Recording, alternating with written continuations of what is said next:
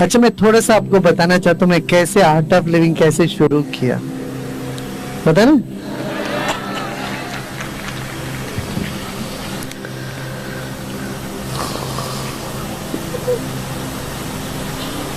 30 साल पहले, 30 नहीं 32 साल पहले मैं एक बार पुरी में था, भुवनेश्वर में था।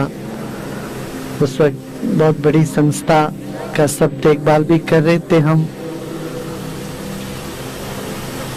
तो वहां जो संत, इस वक्त संत समाज थे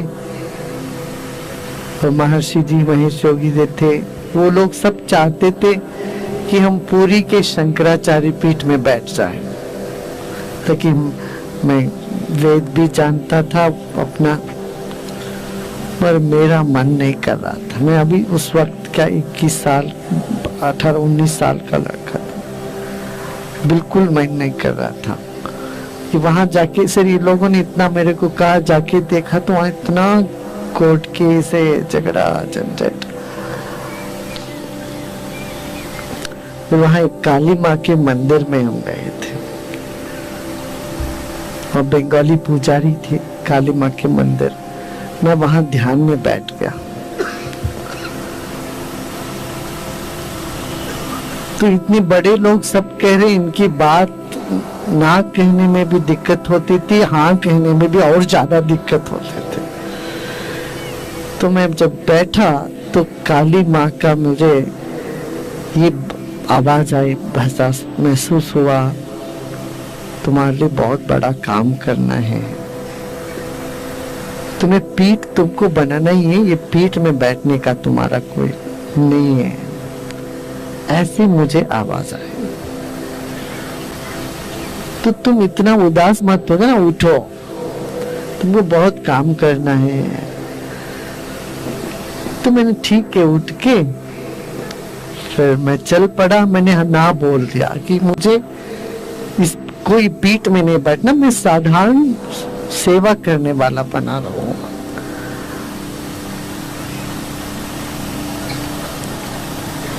तो फिर वहां से मैं कुछ दिन मौन में भी रहे। हम सिर्फ शाम को बात करते थे, दिन भर मौन में रहते थे। पुरी में थे, पुरी में उन दिनों 21 साल तक हमने दुनिया में जितना धन देखना है, जितना सब देख लिया था। फिर विदेश में गए थे और हम ये भी चाहते थे लोग हमें उत्तराधिकारी बनाए एक बहुत बड़ी संस्था का।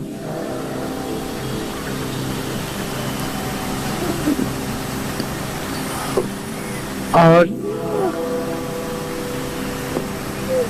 मुझे लगा मैं तो एक सोने की पिंजड़े में बंद हो जाऊंगा, ये मुझे मंजूर नहीं थी। तो हम गांव-गांव में काम करने निकल पड़े।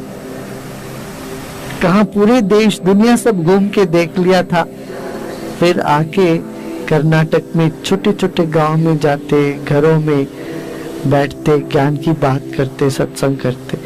लोग समझते पागल हो गए, अरे इनको तो अरबों खरबों की संपत्ति दे रहे, हेलीकॉप्टर है, प्लेन है, ऐसी बड़ी संस्था में रह रहे, अब ये सब छोड़ के ये गांव में क्यों जा रहे हैं?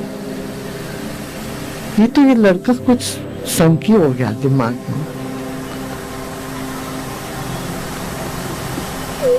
काफी लोग हमको समझाने लगे। बड़े बड़े देश के चीफ जस्टिस रहे उन दिनों में, वी.आर. कृष्णैयर थे, जस्टिस भगवती और अन्य लोग, रामनाथ गोयनका, ये सब लोगों ने उनको कहा। मेरा मन तो कह रहा था नहीं, कुछ है आने वाला, कुछ और बात है, तृप्ति इससे नहीं है, कुछ गहराई में कोई चीज। फिर हम 10 दिन का मौन लिए, फिर सुदर्शन क्रिया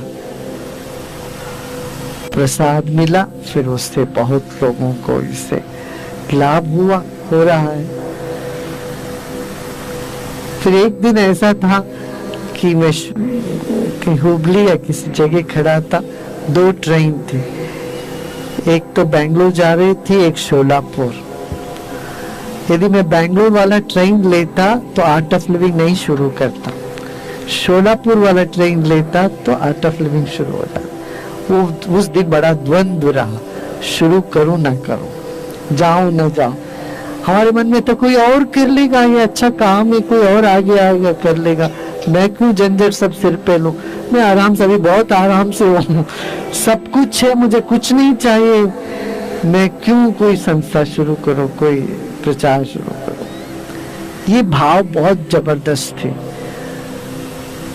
दोनों टिकट लेके खड़े थे, इस तरफ जाऊंगा तो बेंगलोर जाऊंगा तो वैसे बना रहूंगा, इस तरफ जाऊंगा तो आर्ट ऑफ लिविंग शुरू हो जाएगा। फिर अपने आप मेरा पांव चल करके उस ट्रेन को पकड़ लिया जो शोलापुर के। मैं इसलिए कहना चाह रहा था,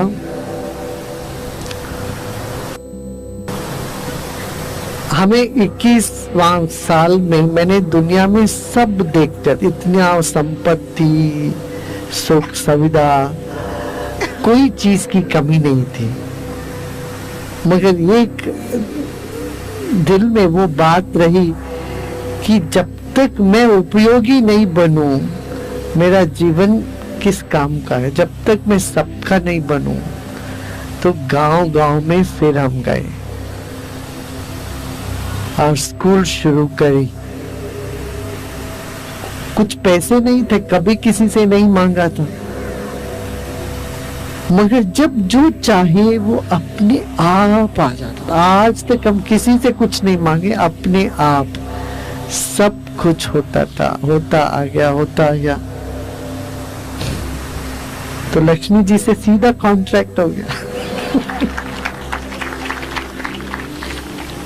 और सब काम अच्छा होने लगा।